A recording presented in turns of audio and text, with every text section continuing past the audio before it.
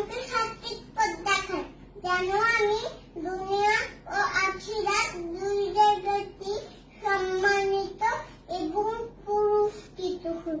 ইয়া আল্লাহ, ইয়া সালাম, নিরাপত্তা দানকারী ও শান্তি দানকারী, পৃথিবীর সবাইকে আপনি